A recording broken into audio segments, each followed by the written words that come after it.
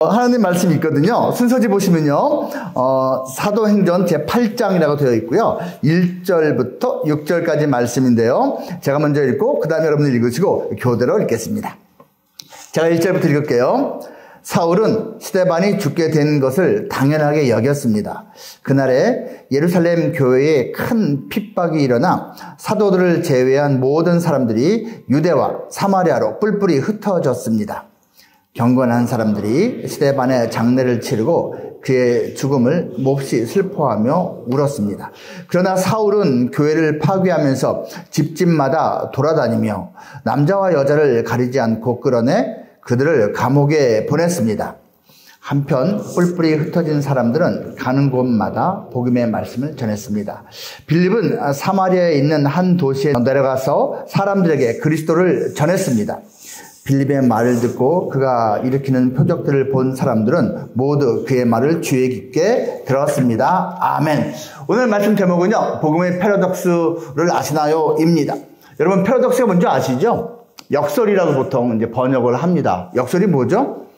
논리적으로 따져보면요, 하자가 있어요. 모순이 있습니다. 틀렸네 싶은데 그 모순 중에 참이 있어요. 그 모순 중에 진리가 있어요. 쉽게 말하면 이겁니다. 말이 안 되는 것 같은데 말이 되는. 그걸 갖다가 패러독스라고 합니다. 그런데 여러분, 이 복음의 패러독스가 성경에는 아주 잘 드러나 있습니다. 그리고 오늘 이 본문 사건이 바로 그 내용 중에 하나입니다. 여러분 기억나세요? 2주 전에요. 이제 사도행전 6장에 보면은 이제 스데반과 빌립 등을 비롯한 7명의 명단이 나오고 소위 최초의 예루살렘 교회 안수 집사가 탄생을 합니다. 그 계기는요. 교회가 점점 커지면서 수천 명이 모이고 그중에 이제 좀 힘들게 사는 과부들이 있는데 그들을 갖다가 이렇게 공양하다가 그들에게 구제를 베풀다가 좀 차별적인 게 발생을 해갖고선 이건 이제 약간 시끄러워지니까 앞장서 수고해서 섬길 일꾼들을 뽑자 해서 뽑힌 사람들이 집사님들이에요. 근데 그들에게 이제 손을 얹고 안수했기 때문에 안수 집사라고 하는데요. 그 7명의 안수 집사님들 중에서 스데반이라고 하는 분과 빌립이라는 분이 특별히 성경에서는 반복적으로 언급이 되어 있습니다. 그들은 아무나 그냥 제비 뽑은 것은 아니고요. 성령이 충만하고 지혜가 충만한 사람 가운데 사람들이 추천해서 뽑았다라고 되어 있습니다. 자, 그 중에서 이제 스데반의 이야기입니다. 스데반이요. 어느 날은 유대교를 열심히 신봉하고 또 다 유대교 믿는 유대인들이니까요. 그 중에 종교 지도자들하고요. 어떻게 보면은 이렇게 대화 또는 좀 이렇게 논쟁을 하는 그런 시간이 있었습니다. 그때 이 스데반이 아주 지혜가 충만했어요. 성경을 너무너무 잘 알아요. 그래서 성경의 근거를 가지고서는요. 소위 당시의 종교 지도자들을 그들의 실체를 고발했습니다. 겉으로는 존경받고 있는 사람들이지만 그들의 그 내면, 그 사람들이 알면서도 쉬쉬했었던 그 모습을 공개적으로 그들 앞에서 비판을 했던 것이에요. 첫 번째는 이겁니다. 당신들은 하나님 말씀을 떠났소. 하나님 말씀을 따르는 종교라고 하면서 실제로는 그 말씀을 떠났소. 이겁니다. 요즘 말로 하면 이건 비기독교입니다. 여러분 생각해 보세요. 어떤 불교 신자가 있어요. 그런데 불교 신자가 불교 경전은 상관도 안 해요. 그 내용하고는 상관이 없어요. 불교 경전하고는 상관이 없는 내용의 것을 갖다가 믿고 따르고 뭐 가르치고 살아요. 그러면은 그는 불교가 아닌 거죠. 마찬가지예요. 하나님 말씀을 떠났으면서 무슨 하나님 백성이냐, 하나님을 믿는 종교냐, 이거 아니다 말하는 거예요. 두 번째, 당신은 형식만 남고 가식적입니다 라고 이제 말을 합니다.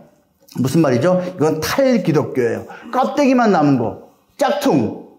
제 아들이요, 러시아에 이제 여행을 가서 뭐 한 2, 3주 있었어요. 그리고선 이제 어떤 짝퉁인 거 알면서 샀어요. 짝퉁인 거 알면서 짝퉁 시장 가고선 롤렉스를 갖다가 거금 3만 원인가 4만 원을 주고 샀는데, 겉으로 볼 땐 전혀 티가 안 나더래요. 너무 이쁘더래요. 멋있더래요. 야, 그 3만 원짜리 롤렉스 딱 차고 비행기를 딱 탔는데 갑자기 안에 있는 부속품들이 따라 놀더래요. 이렇게 몇 번 흔드니까 왔다 갔다 하고. 짝퉁도 좀 비싼 짝퉁이면은 그래도 몇 년은 갈 텐데 그건 몇 시간 가고 끝났습니다. 여러분 겉모습으로 봤을 때는 그럴듯한데 사실은 그 속은 전혀 그렇지 않은 가식만 남은 것. 이런 짝퉁이 사실은 이런 종교 또는 기독교 행세를 지금도 하고 있는 경우가 있죠. 세 번째 건 이거예요. 오만과 거짓과 욕심으로 당신들은 가득 찼소 라고 말을 합니다. 쉽게 말하면 이거예요. 진짜 종교인답지 않다고, 신앙인답지 않다고, 지도자답지 않다라는 것을 말을 합니다. 사실 여러분, 이 세 가지 내용을 보면요, 스데반이 그 당시에 종교인들, 유대인들, 그 지도자들을 지적한 내용을 보면 이 시대에 우리나라에 우리 저 같은 목회자들을 지적하는 것과 너무나 유사합니다. 솔직히 엄청나게 찔립니다. 엄청나게 찔려요. 말씀 따라가지 않으면서 기독교 지도자라고 하고 목사라고 하는 경우가 있거든요. 그리고 형식만 남은, 형식 엄청 강조해요. 그런데 사실은 남자 앞에서만 해. 뒤에서는 막 호박씨 엄청나게 까고 있어요. 그리고 나는 이거 성경이 말하는 거 잘 지키고 있어. 잘 지키고 있다라고 하면서 스스로 교만하고 속에서 욕심이 가득하고 그리고 거짓된 모습들도 사실 우리 가운데도 있거든요. 그래서 그가 지적한 것은 사실은 이 시대에도 적용되는 그 말입니다. 그런데 그러한 지적을 받고 나서요, 여러분, 사도행전 7장을 보면요, 그 말을 들은 사람들이 겸손하게 반응한 게 아니에요. 예수님이 당시의 종교인들을 갖다가 지적했을 때 그들이 화를 내면서 분개하고 작당 모여서 예수님을 죽여버린 것처럼 이제는 똑같이 스데반에게 반응을 한 거예요. 어쭈 저게? 하고선 화를 내면서 이를 갈았습니다. 그리고 이제 돌로 쳐 죽이는 지경에까지 이르게 되었지요. 스데반이 이제 죽기 직전입니다. 그때 그가 영안이 열렸어요. 그리고 이제 하나님 우편에 계신 예수님을 보고 외칩니다. 보십시오. 하늘이 열리고 인자가 예수님이에요. 하나님 오른편에 서 계신 것이 보입니다. 그러면 사람들이 자기들 눈에 안 보이니까 저 인간이 이제는 저런 거짓말까지 하는구나 라고 생각을 했겠죠. 그러면서 그 말을 들은 그들이 스데반이 신앙을 빙자한 거짓말을 하고 있다. 특히 하나님 신성을 모욕하고 있다라고 생각을 했는지 귀를 막고 목이 찢어져라 소리를 지르면서 달려들었습니다. 그리고 그를 성 밖으로 끌어낸 다음에요, 돌을 던져서 그를 죽였습니다. 목격자들이 이제 여러 명이 있었는데요, 그 돌 던진 사람들이요, 돌 던지는데 이 겉옷이 거추장스러우니까 겉옷을 벗어갖고선 사울이라고 하는 사람의 발 앞에다가 그걸 쌓아두었습니다. 그리고 그 사울은 그들이 스데반이 돌 맞아 죽는 것을 당연히 여겼습니다. 스데반은 죽어가면서 외칩니다. 주 예수여, 내 영을 받아 주십시오. 그리고 스데반이 무릎을 꿇고 이제 죽어가면서 외칩니다. 주님, 이 죄를 저들에게 돌리지 마십시오. 하고 그는 잠들었습니다. 죽었다는 뜻입니다. 여러분, 이 마지막 모습이요, 예수님하고 똑같습니다. 예수님도요, 마지막 십자가에서 뭐 잘못한 것도 하나도 없는데 달려서 돌아가시면서 하나님, 내 영혼을 받아주십시오 라고 했습니다. 그러면서 나를 지금 이렇게 죽이고 있는 저들을 자기들이 무슨 짓을 하고 있는지 모릅니다. 용서하십시오 라고 죽습니다. 스데반이 진짜 예수님의 사람이라는 증거가 여기 나타나는 거예요. 그도 억울하잖아요. 바른 말 했는데 돌 맞아 죽잖아요. 근데 죽어가면서 자기 영혼을 하나님께, 예수님께 맡기면서, 그리고 그 악한 자들을 용서해달라고, 죄를 저들에게 돌리지 말라고 강구하고 죽습니다. 이것을 끝까지 지켜본 돌을 같이 던졌는지, 아니면 적어도 그 돌 던진 사람들 옷을 맡아줬으니까 한 패거리였는데 사울은 당연히 이것을 여겼어요. 그리고 그 스데반 한 사람이 죽은 거로 끝나지 않았습니다. 그걸 계기로 해갖고는요, 수많은 그 예루살렘에 살고 있었던 크리스찬들이 박해를 심하게 당했고요. 그래서 그들이 더 이상 견딜 수가 없어서 사방으로 유대, 사마리아 그런 지역으로 도망을 치게 됐습니다. 그런데요, 이 사울이라는 사람이 얼마나 열심히 있는지, 이 사람은요, 집집마다 혹시 아직도 남아있고 숨어있는 크리스찬들을 잡아내서요, 그들을 감옥에 보냈습니다. 여러분, 이거는요, 로마가 지금 식민 통치하고 있으니까 법적으로 허락을 받아야 되는 거거든요. 그런데 종교 문제에 대해서만큼은 로마의 허락을 받지 않아도 되는 거였어요. 그러니까 종교법으로 당신들이 함부로 이런 신앙을 갖고 있어? 하고선 그들을 잡아서 종교 감옥에 넣습니다. 그 열심을 최선을 다한 사람이 사울이라는 사람이었고요. 흩어진 사람들은 가는 곳마다 복음을 전했다라고 말하고 있습니다. 이 말씀이 오늘 본문과 이어지는 것이기 때문에 제가 좀 길게 설명을 했습니다. 여러분, 교회는요, 하나님 말씀을 들어야 되는 겁니다. 그리고 이 내용은요, 지난주에 우리 양혁지 목사님이 설교하신 그 내용이 그대로 반영되는 것이거든요. 여러분, 교회가 교회다우려면요, 하나님 말씀을 듣고 떠나야 됩니다. 기억나십니까, 혹시?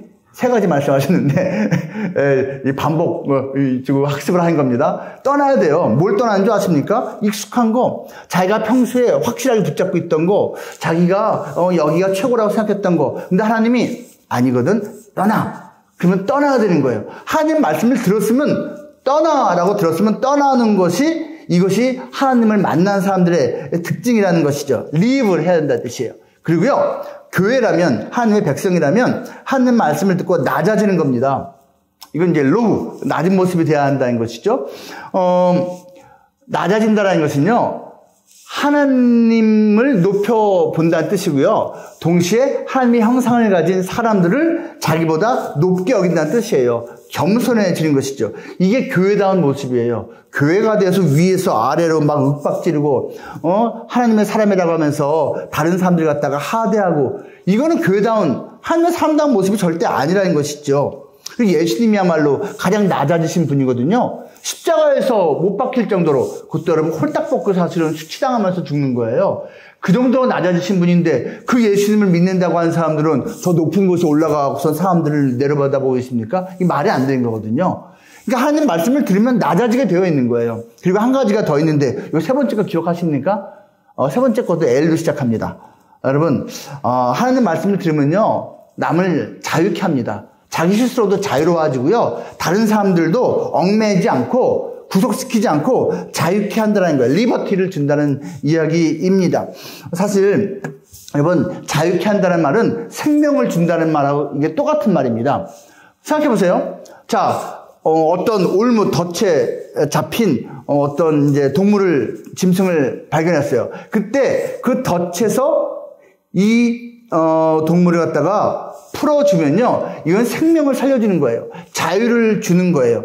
이게 바로 하나님 말씀을 들은 사람들이 누리는 자유고, 하나님 말씀을 듣는 사람들이 다른 죄악이나 나쁜 습관이나 고통이나 슬픔 가운데, 상처 가운데 사로잡힌 사람들을 풀어주는 그 역할을 해야 되는 게 바로 이겁니다.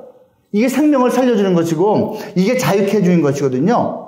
이게 이제 지난주에 양 목사님이 말씀하신 3가지 중요한 핵심이었어요. live하고 low 하고, 그리고 liberty를 갖다가 이제 갖게 하는 것. 이것이 하나님 말씀을 들은 자의 모습인데, 당시에 유대인들은 하나님 말씀을 갖고 있다고 하면서도 사실은 전혀 이렇지 않은 모습을 살았다는 것이에요. 그런데 사실 오늘 본문에 나오는 세 부류의 사람들은 이 말씀을 듣고 행하는 사람들이었습니다. 오늘 본문 말씀을 보면요, 그 박해를 받아서 흩어진 사람들이요, 전했다라고 되어 있습니다. 전했다.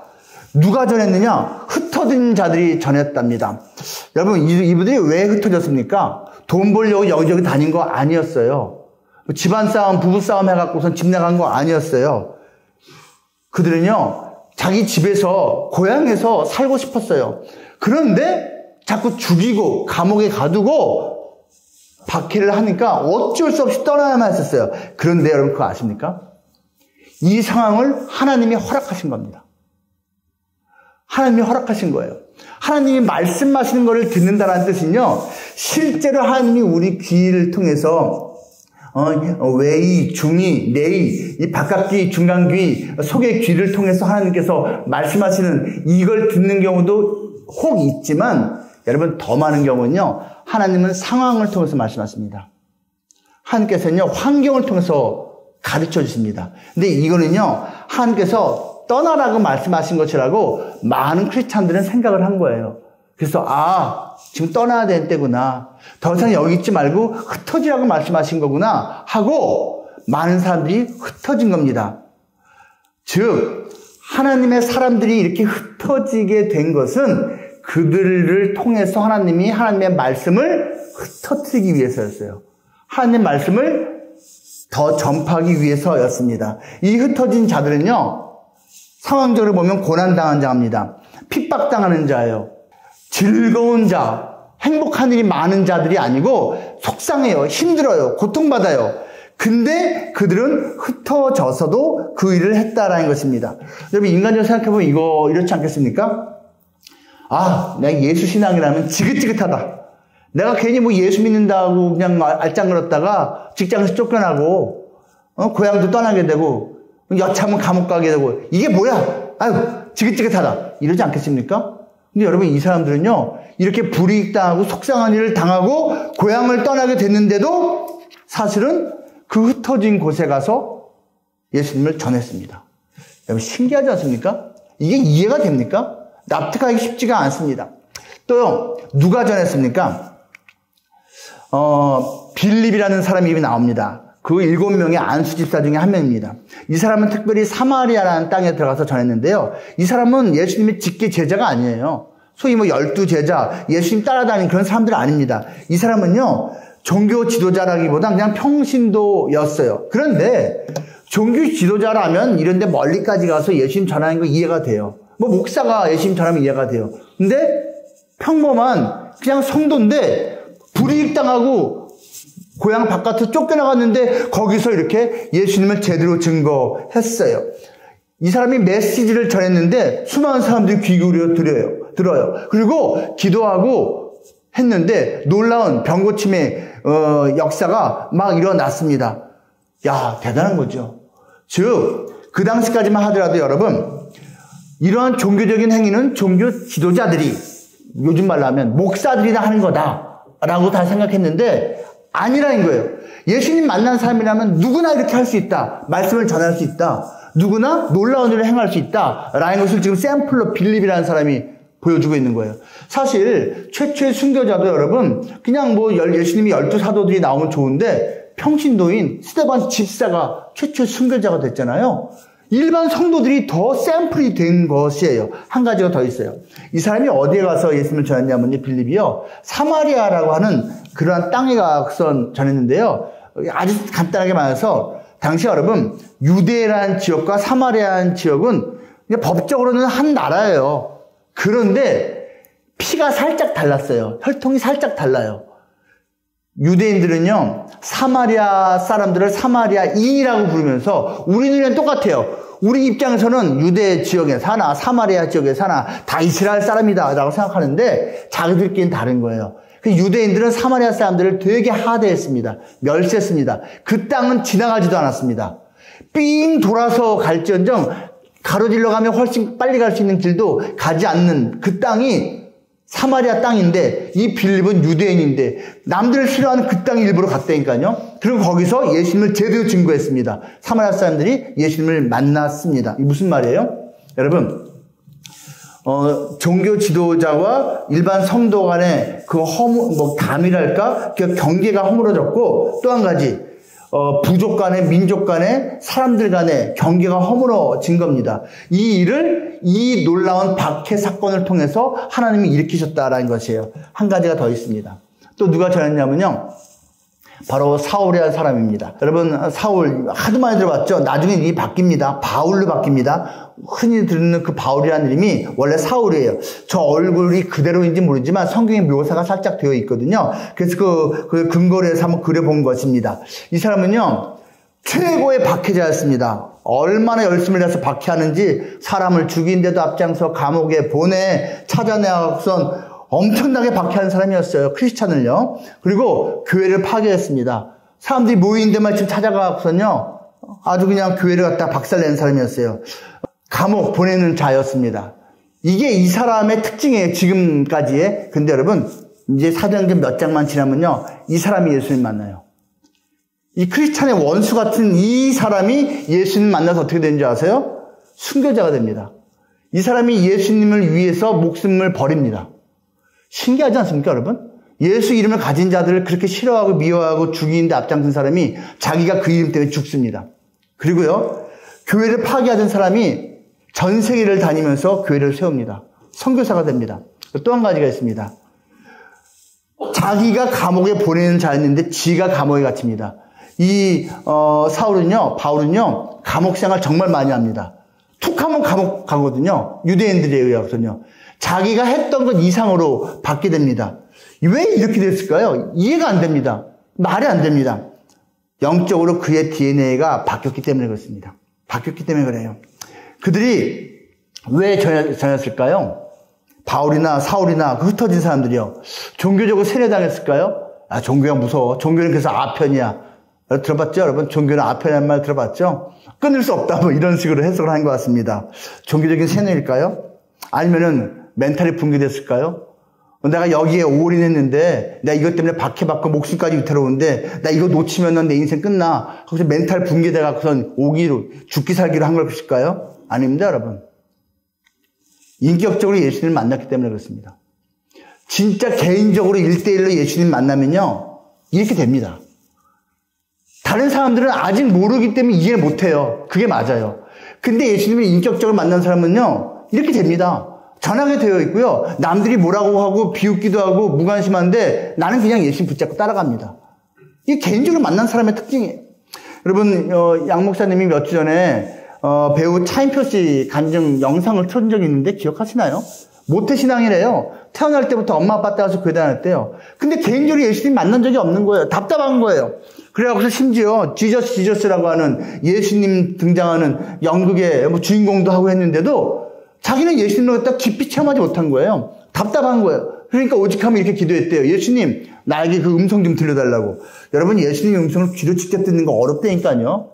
거의 평생에 한두 번 될까 말까예요. 근데 그가 어디에서 예수님을 만납니까? 자기 아내 대신에, 시네라스 대신에 자기가 컴패션이라고 하는 구호단체가 있어요. 기독교 구제단체가 있거든요. 거기에 대사로 그냥 임시로 일하게 되어서 인도의 꼴까다라고 하는 지역, 그 가난하고 힘든 지역을 간 거예요. 근데 그가 말한 게 되게 웃겼는데 기억나시나요? 봉사하러 최고로 가난한 그 불쌍한 애들을 만나주러 가는데 자기는 일행들하고 떨어져 갖고서 혼자서 1등석 타고 갔답니다. 자기가 얼마나 마음이 높아졌는지를 보여준 거예요. 나 거기까지 가야 되나? 하면서 간 거예요. 근데 거기 가서 요 5살 먹은 정말, 그 때에 찌든 그 어린 애가 자기를 환영하면서 이렇게 손을 내미는데 그 손을 붙잡는 순간 주님의 음성이 들렸다고 하지 않습니까? 이 귀로 들렸겠습니까? 마음의 귀로 들은 거예요. 임표야, 잘 왔다. 내가 너를 여기서 기다리고 있었다. 라고 그 음성을 들었대잖아요. 그리고 이거를 다른 많은 사람들한테 공개적으로 간증을 하잖아요. 전하잖아요. 자기가 예수님을 갖다가 인격적으로 만났기 때문에 가능한 이야기입니다. 이 예수님을 전한 사람들이 그렇게 했다는 얘기예요. 무엇을 전했습니까? 오늘 4절 보면요. 복음의 말씀을 전했답니다. 여러분 지난주에 제가 전한 거, 지지난주에 전한 거 기억하십니까? 여러분 하나님 말씀이 살아있습니다. 하나님 말씀은요, 살립니다. 그리고 하나님 말씀은요, 하나님 사람답게 살게 만들어 줍니다. 이게 세 가지 특징이거든요. 그래서 오늘 읽지 않았지만 뒤에 보면 8절 말씀에 그 복음이 들어간 사마리아 땅에 큰 기쁨이 임했다라고 말합니다. 이게 말이 됩니다. 왜 말이 되는 줄 아세요? 큰 기쁨이라는 뜻이 복음입니다. 복음이 기쁜 소식이거든요. 기쁜 소식이 전해지니까 기쁨이 그 땅에 임하게 된 것이죠. 그들이 또 무엇을 전했습니까? 오늘 읽은 5절 말씀 보면요. 예수 그리스도를 전했다라고 되어 있습니다. 예수 그리스도가 누군데요? 구원자예요. 하나님의 아들이에요. 그리고 그분이 살아났다, 죽었다가 살아났다라는 것을 사실은 바울이건 나중에 또 이제 변화된 사울이건 그 흩어진 자들이 전했던 것입니다. 그래서 여러분, 이 복음이 이렇게 희한한 방법으로 전파된 것이 역설이라는 것입니다. 그들은 고난받을 때 복음을 전했는데요. 여러분, 개인적으로든 교회적으로든 고난받을 때 그 신앙의 진정성과 확장성과 자발성이 강화됩니다. 말하자면 어렵습니까? 고난받아야지 순수해지고 제대로 다듬어진다는 뜻이에요. 그리고 오히려 퍼진다는 뜻입니다. 그럼 반대로 평안할 때, 이 평안한 게 좋은 거 아닌가요? 여러분 희한해요. 이게 역설인데요. 평안할 때는요, 신앙이요, 타락합니다. 변질됩니다. 왜곡됩니다. 그래서 여러분, 이 복음이라는 게 사실은 이제 예수님이 돌아가신 다음에, 승천하신 다음에 처음에는 유대인들에 의해서 엄청나게 박해당했어요. 그 다음에는요, 로마 황제에 의해서 엄청나게 박해당했습니다. 수많은 사람들이 죽었습니다. 그리고요, 이 시대를 따지면요, 이슬람 국가에서는 이 기독교 신앙이 엄청나게 박해를 많이 당합니다. 우리나라에서는요, 저 북한이요. 북한에서는요, 여러분, 세 가지 즉석, 즉결, 처형, 사형, 기준이 있는 거 아십니까? 북한에서요. 일단 최고 존엄, 최고 존엄이 누군지 알죠? 최고 존엄 모독죄. 두 번째, 마약. 아편은 괜찮아요. 아편은 괜찮고 마약 거래하는 사람들. 세 번째가 크리스찬입니다. 최고의 중죄인으로 여기는 게 이 북한이거든요. 지금도 이렇게 고난 중에 있는 사람들이 있는데, 전 북한에 지금 살고 있고 지하교회 성도들 저는 여러 명, 정말 여러 명 만났거든요. 근데 그들의 믿음은 너무 순수합니다. 너무너무 아름다워요. 오히려 배웁니다. 이 편안하게 살고 있는 저 같은 사람이. 그리고요, 편안하게 살았던 그러한 중세 때, 또 그 후에 유럽, 미국, 지금 이 남한 같은 경우는요, 사실은 너무 편하기 때문에 그 신앙이 훼손된 것이 역설적으로 많습니다. 희한하지 않습니까? 이제 마지막으로 제가 짧게요, 이 복음 전파 역설이 문제가 아니고 복음 자체가 갖고 있는 자체 역설을 말씀드리려고 합니다. 다시 제가 세 가지 말씀드립니다. 여러분, 리브, 떠나는 걸 보십시오. 자기 생각을 버리고요, 익숙한 세상 사고방식을 떠나서 하나님 말씀을 따르면 하나님을 만납니다. 새로운 눈이 열립니다. 이게 왜 역설인지 아십니까? 많은 사람들이 이렇게 생각합니다. 나 하나님 만나면 하나님 말씀 보기 시작할 거야. 듣기 시작할 거야. 이게 아니라니까요. 하나님 말씀을 보고 듣고 따르면, 성경 말씀이 있는 대로 따라가다 보면 진짜 하나님을 만난다는 거예요. 그러니까 자기 자신의 생각과 익숙한 세상 사고방식을 떠나는 것이 쉽지는 않습니다. 두 번째로, 여러분, 낮은 자리에 가면요, 가장 낮은 자리인 십자가에서 나를 위해 죽으신 예수님이 보입니다. 예수님이 어딨냐고 나타나라고. 여러분, 예수님이 저 밑에 계시거든요. 저 밑에 계시기 때문에 나도 거기 내려가야 예수님이 보입니다. 하나님께서요, 예수님을 가장 높은 곳에 올리셨습니다. 지금은 가장 존귀한 자리에 계신데, 그것처럼 내가 예수님 곁으로 낮은 자리에 가면 그 예수님이 낮은 나를 또 존귀하게 만들어 주십니다. 이게 기독교 신앙입니다. 마지막 세 번째로요, 리버티, 자유입니다. 하나님의 자녀가 되면요, 즉 예수님의 소유가 되면요, 참된 자유를 얻습니다. 우리는 이렇게 생각해요. 아무 것에도 소속이 안 되는 자유. 나는 나 혼자 있는 거야. 어떤 것에 소속이 안 돼. 이게 진정한 자유야 라고 생각을 해요. 이게 아니라는 거예요. 예수님이라는 존재에 소속이 되면 예수님하고 딱 붙어야지 진정한 자유가 생긴다라는 것인데, 이거는 역설이에요. 도저히 이해가 안 되는 겁니다. 예수님한테 내가 딱 붙어야지 진짜 자유를 얻어요. 무슨 자유요? 더 이상 죄악에 속하지 않습니다. 더 이상 죄악을 함부로 즐기지 않습니다. 그리고 죄의 형벌을 받지 않습니다. 죄책감 때문에 시달리지도 않습니다. 예수님이 나 대신에 모든 죄값을 다 치렀기 때문에 나는 자유합니다. 나는 무죄예요. 죄를 짓지 않나요? 무죄라니까? 예수님이 나 대신에 죄값을 다 치러버렸어요. 이게 예수님한테 속할 때 얻게 되는 자유라는 것입니다. 여러분, 복음 자체가 역설이기 때문에 사실은 복음을 전하는 것도 역설적일 수밖에 없습니다. 그런데 이 역설의 종교가 바로 기독교라는 것이죠. 하나님은 여러분을 정말 사랑하십니다. 그리고 하나님은 역사를 사랑하십니다. 이거 항상 기억하시고요. 또 이번 주도 또 남은 세월 속에서도 예수님 만날 수 있는 기회를 꼭 얻으시면 참 좋겠습니다. 기도하겠습니다. 하나님 감사합니다. 하나님이 사랑하시는 귀한 우리 벽전의 지체들, 다시 한번 하나님 말씀을 드렸습니다. 아직도 뭐가 뭔지 모르는 분들도 있겠지만 언젠가 때가 되면 이 말씀이 역사할 것을 믿습니다. 주님께서 이 귀한 직원들의 마음을 붙잡아 주시고요, 하루하루 영육 강건하게 살 수 있도록 보호하시고 이끌어 주시고 책임져 주옵소서, 복 주옵소서. 예수님 이름으로 기도합니다. 아멘. 이제는 우리를 위해 십자가에 못 박혀 죽으셨다가 다시 살아나신 예수 그리스도의 그 크신 은혜와 우리에게 그 아들을 주시기까지 우리를 사랑하신 아버지 하나님의 그 놀라우신 사랑하심과 우리의 모든 생사화복을 주관하시는 성령 하나님의 인도하심이 역설의 종교인 것 같지만 그 역설 가운데 진리가 있는 예수 그리스도 신앙을 한번 그 마음을 열고 받아들이고 또 따르고 살 것을 소망하고 바라는 우리 벽산의 모든 직원들 머리 위에 영원토록 있을지어다. 아멘.